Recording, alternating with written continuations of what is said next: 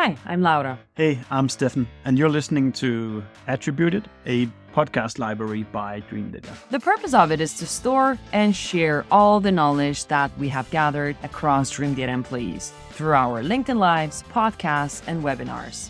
The typical topics you'll find here can be stuff like marketing, Sales, B2B ads, operations. social selling maybe. I'm a fan, Gwen. I'm really a fan. Whenever it's like, if you're able to have a brand color of yourself even, and I think this is big, kind of. Gwen is a yellow heart for me, and it's like, it's not different because people know you from the yellow color. And that's what we're going to speak about. Gwen Lafage, she is a VP of Branding and Content at Sinch. Welcome, Gwen. Thank you so much, and the feeling is mutual. I'm a fan of, and I will argue that you are great at branding, so we can talk about that. yeah, it would be interesting to hear it from your own side, because some of the people do it like kind of by trying stuff, but there must be strategies that are working, and that's what we're going to speak about. We're going to cover a lot of stuff about branding. But first, Gwen, I would like to hear a little bit of your story. When did you start with branding, and how was your journey with branding? Yeah, so I started my career a long time ago in agencies. So I started actually working in consumer agencies in France and then in London. So working with like big brands like Coca-Cola, Procter and Gamble, so consumer brands. And on the agency side, so I did that for many years before I moved to San Francisco and ended up working for a small B2B tech agency. So I still on the agency side, but our client at the time, they were like, tech companies, right? Like our biggest client was Snowflake, still is working with that agency. And we started working with them when they were maybe 200 people. And we helped them build, I guess, their presence, their brands, and support them in all of their activities. So becoming a bit of an inside out kind of studio for them.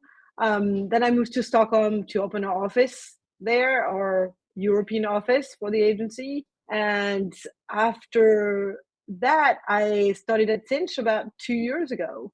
What a journey. There's so much to grasp, to start with like B2C, B2B versus one or the other, because this is huge. We're going to talk a little bit about that boring branding versus fun branding. It's like when you think of Coca-Cola, then you don't think about the technical company. Huh?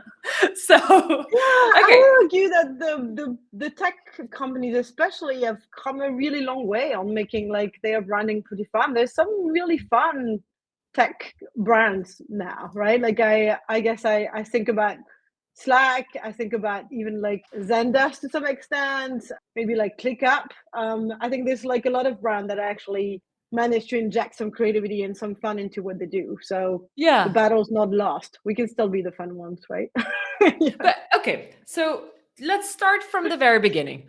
What is branding for you, Gwen? So I think to kind of start with the question, there's branding and there's brand, and I think that's two different things. So for me, we tend to like limit brand at branding, and I think like branding, yes, it's like kind of the surface, and what you see when you think about branding, the origin of the word is putting a logo on it, right? Which is like, you think about your logo, you think about your colors, you think about like your visual identity, your look and feel, and I will argue that's branding. But the brand is something else. The brand is like belongs, and that's why you talk about personal brand as well, right? Like everything in a way has a brand. The brand is how people perceive you, right? Like the brand is your reputation. So branding participates to it, but it's not the only thing. And I think the brand is something that you cannot control. It's in the mind of your customers and prospects, right? Like that, how they see you. But you can influence that. And branding is one of the way you influence how they perceive you by putting some of the foundation in place. But you can argue that in a way, as a company, or like even as yourself, everything you do participate to building that perception and building that reputation that you build around yourself, right? Like, and I think that's why the analogy with personal brand is interesting, because people see it, especially on LinkedIn, right? The LinkedIn audience will understand personal branding, what it means. And when you think about it, it's the same for like a company, is how you put yourself out there, how you basically build a narrative about yourself, about how you want people to see you, so that they start seeing you that way, right? And that could be colors and logo, but that's also your story, the things you talk about, the topics, like how you come across as a person. And you want try to do the same for a company. When things get kind of a bit blurry is that with the rise of social media, and especially LinkedIn, using people and personal brands to build a corporate brand works. I mean, you're an example of that, right? Like, so I think that's when the line gets a bit blurry, but it's in a way it all participates in the same thing. You building your personal brand, it's helping Dreamdata, right? Like, and you Yeah. perceive as being like Dreamdata in a way, right? Like you yourself, but at the same time, a lot of the content you post and the perception you give, like, influence how people see the company, and it starts with you. So I think that's a very interesting shift, that it was always there, but I think before it was mostly around CEOs and like exec teams that will do that. Today is everybody in a company. So Mm-hmm. that has really changed how you can build a brand, even if you are a small company. That's right. And let's unpack a little bit of like small company for you is relative because Sinch is pretty big. But if you Yes. were to join, I don't know, as an advisor for a smaller company and help them out with branding, what are the first, or brand? You can't control it, but there are some things that you could put into the notion. What would you start with? So I will start with what I call the foundation. And I think what people think first is look and feel, right? And of course, that matters because that definitely give a tone in a way to like how you want your work to be perceived, right? If it's like, is it dark blue or is it bright pink, right? And there's association and emotion to colors and to create to visual aspects of it. But I will probably say that one of the most important thing is not that, it's mostly your narrative and like understanding who you're going to talk to, what is your story, what is your positioning. So I think I see positioning as a part of brand, because it is a way to tell your story and define what is that story that I want to tell, how I want people to see me. I'm going to like plant the seed so that they reflected back to me, right? Like you want to tell them the story, because otherwise they come up with their own, right? So you want to be there planting that seed. And like, but first the foundation is to define who you're talking to, what they care about, how you can put together your story to appeal to their pain points.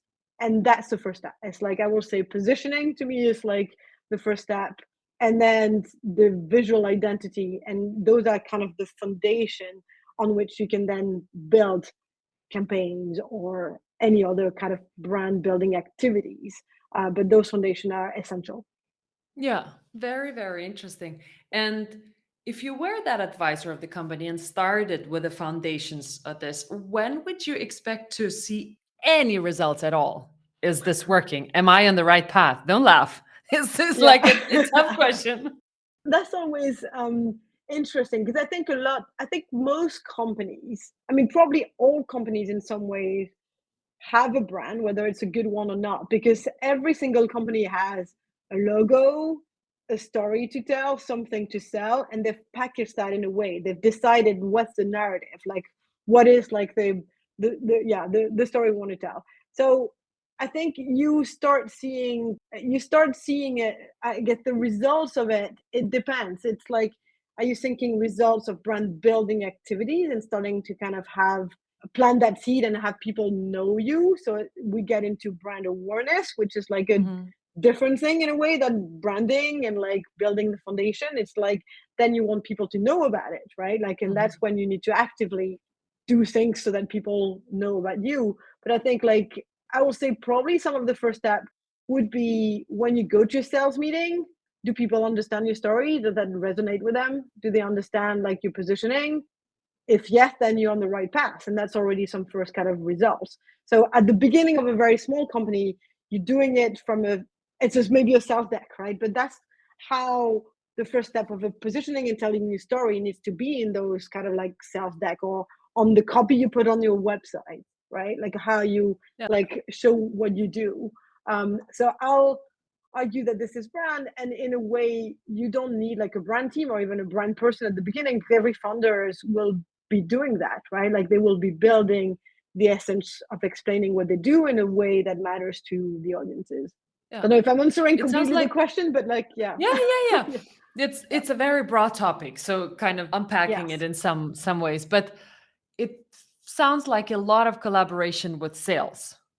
It does. I think that's the tricky part in a way, is that brand is in everything you do as a company, right? Like it is everywhere, and every kind of like activities, or even like the way people answer the phone when you call the front desk, right? Like, or the way they interact with the sales team. You want everyone to be telling that same story, right? You want everyone to be on board on like, what is the company, what we stand for, what are our values, what is like our or why, or like what is the thing that we want to like convey to the audience, and you want everyone to kind of be behind that. And you don't need like because I think that's a misconception on like people, a small company, they don't have like a brand manager, and they don't need one, right? Like you don't need a brand manager, people to kind of wear the brand hat in a company to be doing brand. It's in everything you do. But then as you grow, yes, you would want someone to own that, so that they can remind people and work on that consistency and make that story evolve if it needs to evolve, and start doing some kind of more brand awareness type of activities, or try to inject that within the company. Because I think the brand awareness today, especially on social, comes from the people. And in small company, I think in a way it's easier. I think it's easier because you small, everyone knows and understands the story. When like the bigger you becomes and the more silos things become, the more complex it gets, right? When would you involve the client or clients for any kind of feedback to close the loop? Right at the beginning. I think when you think about your positioning and putting together that story, I think a big part of defining a positioning is to talk to clients and prospects. And I would say you need to listen, and you definitely need to have those input. Depending on what you're trying to do, you might want to ignore some of it, because some of the clients, or most of them, and prospect, they will see within what they know, and sometimes you will want to come up, or like your solution will kind of disrupt what they know. So they're not going to be giving you the answer of the story, but what they will give you is like what pain point they have.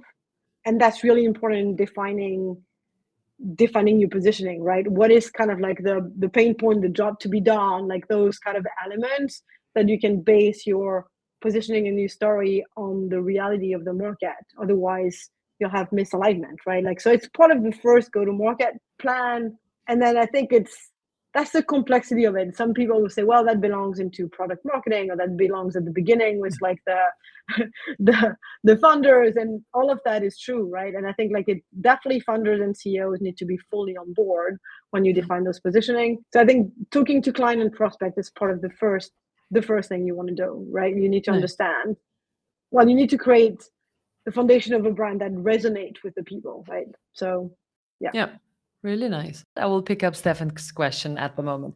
So it's more or less about the books and recommendations of frameworks and articles that you're working with, or at least something that you could recommend people to read up upon when reconstructing a brand. Well, I think there's a lot of like different, especially on positioning, right? There's a lot of books, and like I'm a big fan of April Dunford, like positioning book. I think in her framework and our approach, the basic one, you could do Story Brand. That's also like an interesting one on like giving you a pretty simple framework. So there's a book called Story Brand, right? Like it's a methodology to kind of define that story. I don't have like a book that explain all the different levels of brand, because that's the problem. Is like, is this everywhere in everything you do, right? And like you have also Thunder Brand, I think it's called, like the Dave Gerhardt book is another one, and he takes the approach on like you build it through your funders, right, or like your CEO, and that's one approach you can take. So there's a lot of different books, but I think it depends what you're trying to do. It's like defining your story. I would go, if I had one book, I would go with the April Dunford book, and then and build from there. Yeah, and she's coming to Malmö on Monday for a I fabulous conference. saw that. I have big FOMO because I relocated to the US. So I am not in Sweden anymore, and I cannot attend Sasios. And I see all those posts online, right? I'm like, oh, yeah, that would be exciting. I think that would be great for. Yeah, are you going to that event? I'm going to the event, but our Yeah. CEO Lars is going to join a workshop together with her on Monday. So we're Oh, going to speak a little amazing. bit about that.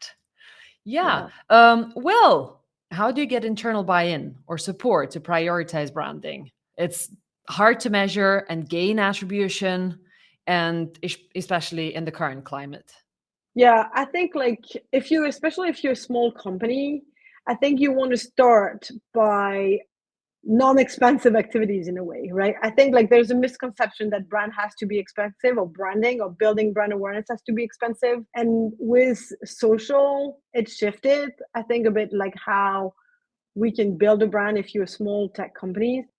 It's a lot easier if your audience are like marketing and sales. I want to say that because I think like if your That's right. audience is marketing and sales and they hang out on LinkedIn a lot, then like it's a lot easier. If they're not, that's another another issue, right? Like, but I think this definitely, it doesn't have to be expensive, right? And I think like starting small with like maybe organically try to build it using your people in house. And I think to get the buying is trying to maybe understand or like explain, educate people in the company and the leadership team on why it's important, right? And I think I use this example a lot. It's like when you prospect and you cold call, if people know about you and have heard about your name before, the door is half open, right? Like if the response is like, oh yeah, I totally know about Dream Data. I see Laura online like all the time. I love her content. In a way, you've started to build a brand in the mind of that person, right? Through the content and through the personal brand that you've developed there. When you cold call and nobody have never heard about you, it's another battle, right? Then you need to explain who you are and like, and I think that's the thing, right? Like all of those activities that you're doing, I would, argue that we have to disconnect on like what we think are brand buildings activities, because I would argue that a LinkedIn live, a podcast, like all of those so leadership type of content participate in building your brand. And you can do that with like little budget. I'm sure you don't have like a pretty big dedicated budget for building your brand at Dream Data. And at the same time, you have a presence online and a brand that a lot of people, especially I guess in the Nordics, like know, right? Yeah. And you've done that without dedicating like a huge budget to it. So I think you can do it. I mean, not like without the buying of like everybody in the company, but you can start like small. I mean, the best is definitely for sure if you convince your CEO and like people in the leadership team and they participate to it. Like going back to that founder brand from Dave Gerhardt, I think like that's really powerful. If they have that vision, if they understand the power of having a strong brand, it's a lot easier. But I think it's about educating them, right? Like, Yeah. and if they don't want to participate because they're maybe not the right profile, you can use your sales team, right? You can use your marketing team. Like I think there is definitely possibilities to start organically through Yeah. activities that you're already doing. If we can break it down a little bit towards attribution, what are the Yes. early metrics that you would show? Okay, you got buy-in. Okay, Gwen, we trust you. We've seen you do it well. But what would you show them and when that something is working so far? But give me more time. Yes. So I think like it's the more people, I guess there's some of the soft like attribution, like we're saying when you cold call, or like I don't know if you use like a gong call, or like you have people say, oh yeah, I know about you, I know about Laura. Or if you see people are engaging with your content on social and you're getting traction there, and then you get a lot more inbound. I think like that's, I'm sure what you're seeing at Dream Data, I would say like you probably are like a good example of a company that's getting, I'm assuming, and you can tell me if I'm wrong, but getting a lot of your pipeline built through LinkedIn and what you're doing there, right? So we call it social selling, but at the core of it is like how you, Laura, or Stefan, right? I've built your personal brand and the Dream Data brand through yourself online and starting having like engagement, traction, number of followers, all of those vanity metrics in a way, I think they are good indicators. I will not call them only vanity because they're a good indicator that people are starting to know who you are. And like you make this association of like, oh yeah, Gwen, and she's yellow. And that's like the Sinch yellow, right? Like, so it's like also trying to like build the Sinch brands to my personal brand in a way. And I think like it's using kind of yourself and seeing like, do you get more people coming to you, registering to like a newsletter, listening to your podcast, how many attendees you get to your LinkedIn Live. I'm sure it grows as like your following base is growing and your brand perception or like awareness is growing. So I think those are like the first kind of indicators, like, yeah. And Will is asking for a follow-up from Dreamdata. Glad you asked. No, but like what we measure for the branding attribution is you can, of course, always ask your clients where have they heard about us from. We often hear that on calls as well while we're discussing. So, oh, I've seen you all over LinkedIn and so on. Okay, something is working out of those. But if you put more data into it, then when tracking attribution, your direct traffic, if you're properly tracking customer journeys, is an indicator that something is working because they might be landing indirectly and then continue their customer journey. Your brand searches, what content they're reading as first touches in your customer journey that are ungated. There's plenty of like that indicatory stuff. And if you can see those opportunities moving to sales qualified and new business, okay, Gwen is doing her job well. And I think that's the thing, like we are a customer of Dreamdata, right? So I think we have some of that data as well. It's like, I think some of the beauty of it on the content side, because content is a big fuel to building your brand, right? Like we can argue that what we're doing now is content and then the podcast is content. But then when you put like a soul leadership type of blog is content. And on the Dreamdata, you can see the platform, you can see what content you close one have consumed throughout the buyer journey. So you can also see what content resonated, or like if you say, oh, this like I don't know, 30% of the close one this week I've listened to the podcast episode. I mean, like that would be ideal, but that I guess that's maybe a bit of a stretch, but it could happen, right? Like you could have like you could at least see that those traction, right? Like, and it doesn't mean that the podcast is like driving the direct leads and is the reason people buy, but that mean that they are starting to engage with your brand, which I think is what you want to track, right? When you're like a much bigger company, things are a bit different because you would want to build like a much bigger brand and presence, and then you might need to go into bigger brand building activities. But I think with social, the quality of the production, for example, if you're seeing brand videos or like have kind of decreased, like if you can do fun stuff if you're a small company that maybe you cannot if you're a bigger one, right? Like, but I'm seeing a lot of things that I will consider brand building, like a rap song, your employees singing and dancing, like this type of stuff, right? A lot of funny videos. I think that has kind of evolved, right? Like over time, and it is to kind of get awareness around what you're doing, right? Like, so I think these are interesting, and I think you have to kind of be a bit comfortable with the fact that you cannot track everything. And I think that's one of the most uncomfortable part of it when you're like a B2B marketer. It's like, why not, we're so focused on like trying to track every single thing that we will probably not do certain things if we don't see traction with them, but we know in our guts, right, like that they actually work. So I think you have, I say, trust also your instincts, 100%. right? And that plus attribution software, like I think help defining how you see brand moving the needle. Yeah. And you mentioned the budgets, like smaller companies versus larger companies. What kind of budget does a company generally need to allocate for a branding initiative? And how do you break that down to key line items if there were some items you would focus on? Yeah, I think it goes down to like defining what are brand building activities. There's very few activities that are only brand. It's always combined with like something else. For example, events, right? Like events are brand building activities, right? You put in your you're putting your brand out there. If you have a booth or like you're having a presence and you're going to put some budget in there, you're going to sell your sales team, and obviously you want them to sell. So it's not just like brand building, you want leads, etc., but it contributes to it. And it's the same with like social, organic social, or part of your demand gen campaign. And I think there's also a little bit of a blurry line between what we call demand gen versus demand capture, right? So in the demand gen, to me, there's a really big part of it that is brand building, right? So I think it's hard to like split, but I will say from like some of the Gartner analysis, they say it should be 30-40% of your budget into brand activities. But again, where things are tricky is what are those activities that are only brand building? That's pretty rare, and that's really hard as well to kind of go to your CMO or your CEO and be like, oh, I want to do a brand campaign, right? And I will say,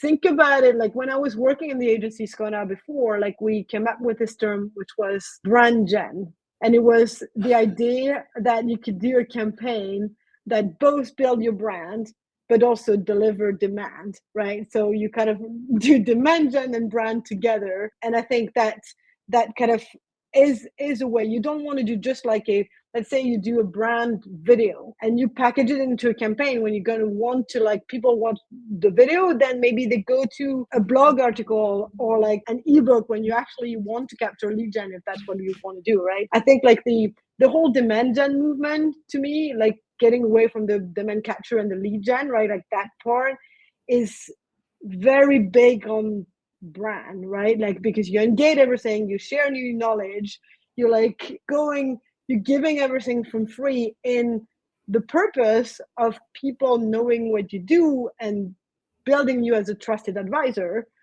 Well, that's what brand is about, right? So I think this, like, again, like I think it's using new terms to define things that maybe were there before. But I think that's why from a budget perspective, fighting for just a brand budget is really tough.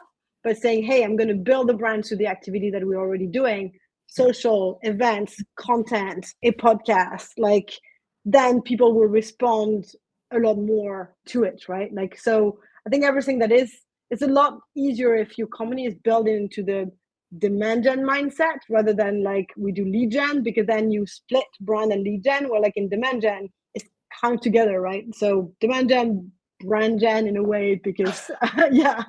I love it. And I will use that for content as well. On LinkedIn. Brand gen, I think it's really awesome, because then you kind of don't even have to talk about splitting the budgets or anything, because this is our pool, what we're working with. Okay, Gwen needs to focus on color, on like a better video or something, but it has to drive the narrative that the whole company is working around. So kind of the bigger circle of it. Very cool. And you want a brand team, or like if you have a brand team of one person, to kind of own the foundation, right? Like their role is to kind of like set those foundation and own it and work on driving that consistency, giving some of the tools to the other people in the team. But it's and if you have that kind of like separate budget, doing pure brand building activities. But in most smaller SaaS company, you don't really have that. So what you want them to do is work with the demand gen team, one with the whole entire marketing team, work on social, create that buzz on social, so that it becomes part of like your demand gen playbook and it's integrated within, right? Which is, I guess, in a way, probably what you guys are doing at Dreamdata, right? You don't have a specific brand person at the same time you've been building the Dreamdata brand, right? Yeah, absolutely. So what steps can you take to ensure that your brand is consistent across all your global offices? Now Sinch is all over the world, and that people do adhere to the same guidelines. Is it okay to modificate the brand, or should you at all do that? Yeah, that's a really good question, and a really big challenge that we've tackled at Sinch. So Sinch grew extremely fast in the past couple of years. I think when I joined 2 years ago, we were maybe 700 people, and today we're 4,000 with 60 plus offices across the globe. A lot of different brands. We don't have a one brand because we grew through a lot of acquisition, but we're trying to consolidate and get people to embrace the Sinch brand and the guidelines. One of the first things we did, or I did when I joined Sinch, was to establish some brand guidelines online. So like using like a platform and a tool so that you can evolve them continuously, because there's nothing worse than like 10 versions of a PDF that are your brand guideline that you need to share this massive PDF to people, right? So I think the brand is alive and it keeps evolving, right? And as you grow, your brand need to evolve. Like you don't want to be set in like what you established 2 years ago, because your story will evolve and your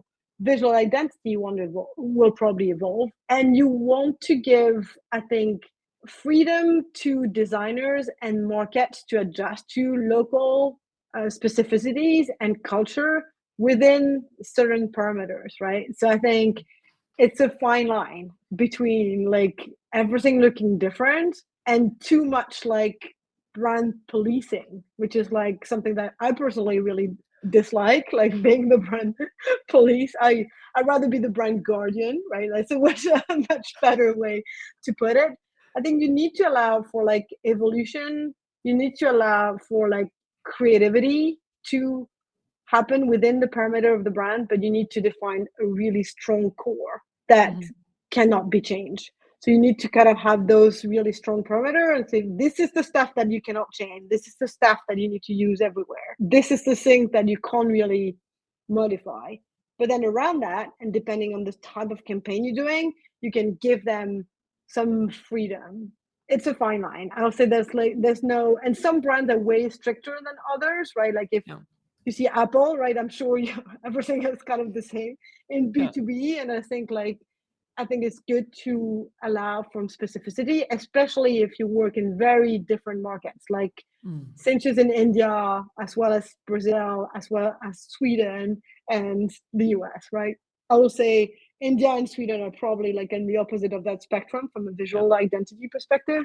You need to try to bring consistency as much as you can, but allow for some cultural specificity, I think. I love that. And you don't want to be too strict, because you want your designers, wherever they are, to also express their creativity, right? So I think working together with them, I think, and how giving them some of the direction is the way to go. Yeah, sounds great, and definitely would work. And what if you make a mistake just putting everybody into the same box and don't let them test some of the deviations Yeah, out? exactly. I think it's like you also have to listen to what comes back, right? Like, for example, the Sinch brand at the beginning was mostly, when I started, mostly focused on illustration as like a core element of the brand. And that came from like this aspect that we didn't want to work too much with stock photos. Like so many B2B brands use stock photos, everyone looks the same, everyone uses the same people. It's hard to differentiate. So it's a lot easier to differentiate with illustration, and you can have a unique style and you can like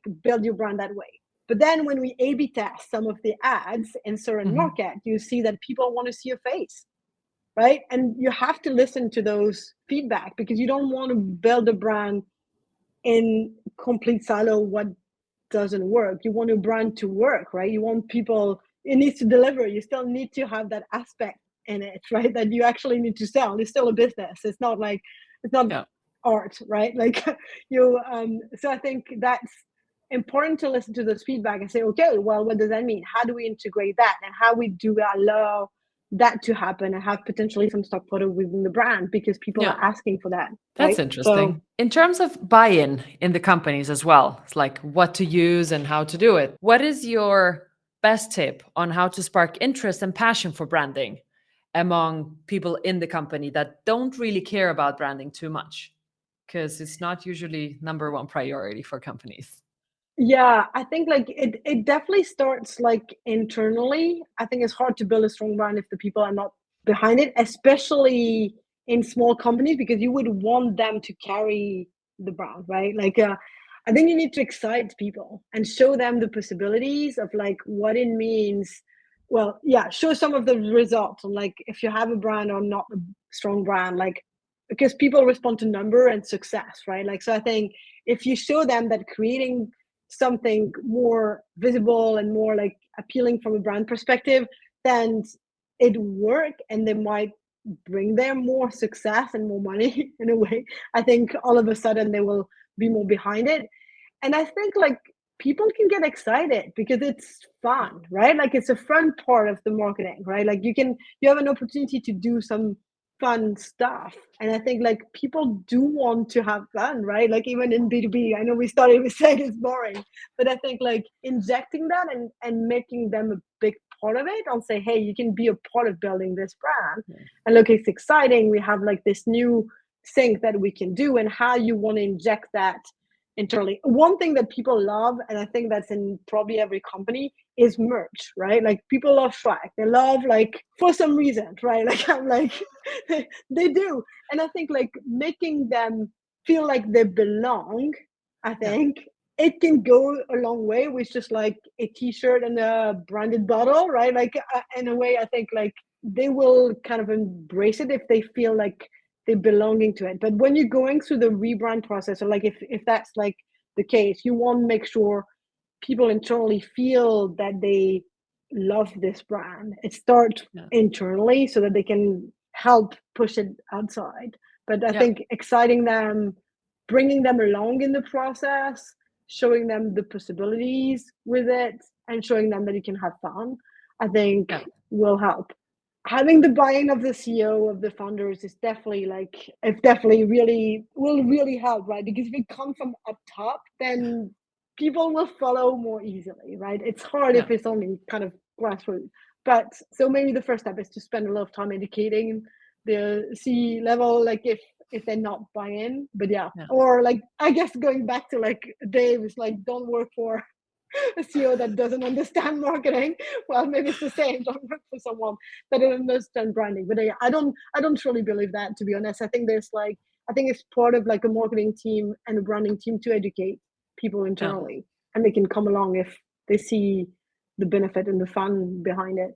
I love that, because it goes both externally for your clients, we bring in more revenue, also for the internal employer branding, but also for hiring people. When you need to hire Exactly. people, if you've got a strong brand, it's so much easier to attract. It's so much easier. I think that's like one of the very big benefits of like having a strong brand. Everyone wants to work for those strong brand, right? I mean, like everyone wants to feel that they're going somewhere when there is something, a culture, because I think brand is also very close to, I mentioned values before, right? Like, and what is the mission of the company? Those are like important foundation of your brand. And if that resonate with people, and I think especially more with some of the newer generation, people want to find purpose in what they do. And I think your brand is a part of building that, right? Like, and expressing that in a good way. On like, why joining this company? Because we're building something super exciting, right? I think again, that excitement, and we have those really great values when we like collaborate and dream big, and like, so I think that's something that again, brand can do for you, right? So I think it's very exciting to talk about the next step of, like, you initiated the branding, but when do you reevaluate that again and decide, okay, should we switch? And do you switch big, or do you take small steps? So I think it really depends on why you think you need to rebrand. I think like you shouldn't, like, I'll say, rebrand just because you've got a new CMO and what they want to do is put their personal touch on like your colors and your website, right? That's not a really good reason to rebrand. But I think you should consider it if you're thinking that first your story or even your visual identity doesn't resonate that much with your audience, or you feel you don't really get like the differentiation that you would want to get, because brand is a great way to differentiate, right? Like and especially in B2B, where everything is kind of the same, and where yes, there's product differentiation, but most of the time it gets down to them features, and everybody is doing kind of the same, especially in certain industry, right? In certain, like, let's talk Martech, for example, when there's like millions of brands now, and like you said, well, they almost do the same but not quite, and like you would want to differentiate and kind of like take the next step up, then I think you need to consider like rebranding. And I will say, changing, if your story is changing, it's a good, and the positioning is changing, it's a good moment to also evolve the visual part of it and the visual part of it can be updated by itself if you feel it's really outdated. Like, I Yeah. mean, there's ton of B2B tech brands or B2B brands that you're looking, you're like, okay, it looks like this was made in the 80s, right? So I think like if you feel that it's outdated, but I was saying like you need a really good reason, or maybe you changing segment, or like you're going into a new market, or like you're changing your go-to-market strategy. Like I think there's plenty of reasons to do it. And in the stage in your growth, it's like if you outgrow your brand because you feel it doesn't give the right perception of where you want to be, because that's also the beauty of brand, is that it's about perception, right? So you can appear much bigger than you are, for example, just by nailing down the branding. You can appear, you can be a company of three and people will think you're much bigger if you all three of you post on LinkedIn all the time and have like this differentiating brand. Then people say, oh, really, you only three? But I really thought like you were much, much bigger. For me, a good example of that is Sport Toro. I don't know if you're familiar with them, but like it's very small company, big presence, because the content they put out there, and again, they have a good story. They haven't focused on the visual side of it, because I think there's a misconception that brand is just the visual side of it. It's like they focus on a lot of other things. They've built a brand. Yes, they had a strong founder that was already known, so that helped. But still, right? Like I think that's a bit of a process, because you would want like a good example of a brand that I think I've done a really good impact is Gong. I know we mentioned them before, but you can see that they've really focused on their branding, right? Like from a lot of different aspects: story, category building, visual identity, content, online presence. Like they put all of those pieces in place so that people actually love the brand, even if they don't know what the product does, or if they don't actually use the product, right? It's like it's interesting, and at some point they maybe rebranded. I don't know if I maybe didn't know them before, but I think when you want to have this big impact, and I think like companies should dare more to be bold with their brand. There's this fear of like, we're going to be too different, but I think that's what you want. It's we are in a stage when you compete for attention, right? So, and you don't compete only with your direct competitors, you compete with anything else. You compete for like a part of the budget that people have that they can decide to put in attribution, or they decide to put in paid ads, right? So in a way you compete with a lot of things, and I think like first you need to grab attention, and that's where your brands will help. Even like attention wherever. Let's say you consume your content on LinkedIn. I scroll through, and where do I stop? Is it at the brands I know that are delivering good content? I'm scrolling the rest through. So it's like your attention over there as well. Yeah, exactly. And it could be that you start putting out there like or 1 or 2 person in your team start putting out there a lot of videos of themselves, or like funny stuff, like memes, I guess. Like it's a good one for you guys.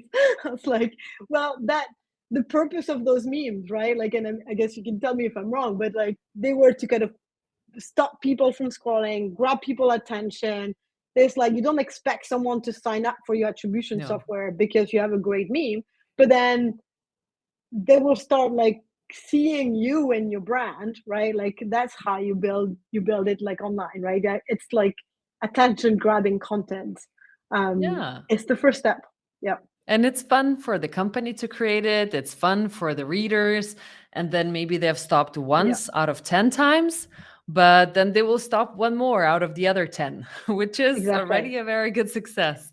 Really and cool. I think that's a lot easier for smaller companies, again, because there's like, once you grow and become more corporate, because that happened. I mean, it's happening for Sinch as well, right? Like when you have 4,000 people, and like you probably cannot be as playful, and like you need to be a bit more so true, and it needs to be aligned with your values and who you are, the company. Don't start putting funny memes out there if that's not what your company is, right? Like I think like we don't do that at Sinch because it is not like what the brand is about, right? So I think, but when you're a small startup and like, I mean, have fun with it. Like think you need to just grab people's attention. That's the first battle.